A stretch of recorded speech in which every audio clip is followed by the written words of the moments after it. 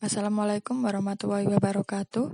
Nama saya Nabila Firdaus, NIM 43 dari Manajemen Rekayasa UISI, ingin menjelaskan tentang pengaruh durasi dan posisi penggunaan gawai atau smartphone kepada kesehatan mahasiswa MR. Gawai, atau yang lebih dikenal dengan smartphone, adalah alat komunikasi berukuran kecil namun memiliki banyak fitur yang kerap telah menjadi suatu hal pokok bagi manusia pada era globalisasi ini. Suatu hal pokok inilah yang membuat manusia dalam kalangan semua umur sangat bergantung pada gawai dalam segala aspek kehidupan, dari pendidikan, bisnis, komunikasi, dan lain-lain.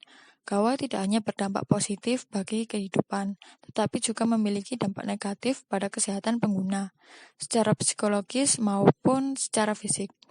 Hal ini dikarenakan gawai memiliki radiasi gelombang elektromagnetik dan radiasi cahaya sinar biru, di mana bila pengguna gawai secara terus-menerus dengan durasi waktu yang relatif lama akan dapat menyebabkan timbul berbagai penyakit. Faktor posisi tubuh juga berpengaruh pada kesehatan fisik manusia, karena posisi tubuh tertentu dengan durasi yang cukup lama akan menyebabkan nyeri, kelelahan, dan lain-lain. Pada penelitian ini, metode yang digunakan adalah cross-seksional dengan membagikan kuesioner kepada target sasaran, yaitu mahasiswa manajemen rekayasa UISI.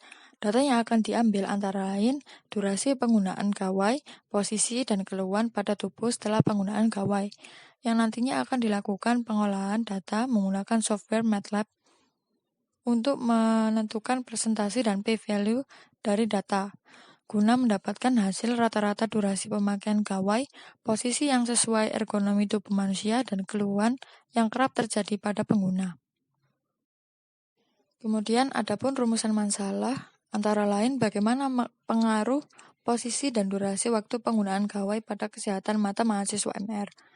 Kemudian apa dampak yang ditimbulkan akibat penggunaan gawai dengan durasi waktu tertentu pada kesehatan mata. Kemudian bagaimana posisi yang sesuai dengan ergonomi dalam penggunaan gawai dengan durasi waktu tertentu. Kemudian tujuan penelitian ini adalah mengetahui hasil dari data yang didapatkan mengenai durasi rata-rata pemakaian gawai oleh mahasiswa MR. Kemudian mengetahui posisi yang baik dan buruk saat menggunakan gawai dalam waktu tertentu. Kemudian memberikan dampak baik dan buruk yang didapat jika menggunakan gawai dengan durasi waktu yang lama pada kesehatan mata. Kemudian memberikan dampak baik dan buruk yang didapat jika menggunakan gawai dengan posisi tertentu yang tidak ergonomi. Kemudian terdapat batasan masalah dari penelitian ini, yaitu mengetahui pengaruh posisi dan durasi waktu penggunaan gawai pada kesehatan mata mahasiswa MR. Kemudian mengetahui dampak yang ditimbulkan akibat penggunaan gawai dengan durasi waktu tertentu pada kesehatan mata. Kemudian mengetahui posisi yang sesuai ergonomi dalam penggunaan gawai dengan durasi waktu tertentu. Adapun beberapa radiasi yang ditimbulkan gawai yang dapat merusak kesehatan manusia, yaitu radiasi elektromagnetik dan radiasi sinar biru. Radiasi gelombang elektromagnetik pada gawai dipancarkan dari nomor kartu GSM Global System for Mobile Telecommunication dan CDMA Code Division Multiple Access yang masing-masing memiliki frekuensi 800 MHz, 900 MHz, dan 1800 MHz. Dan frekuensi CDMA 450 MHz, 800 MHz, dan 1900 MHz, yang dimana jika terpapar kepada otak akan lama-kelamaan akan menyebabkan kerusakan pada sel-sel otak.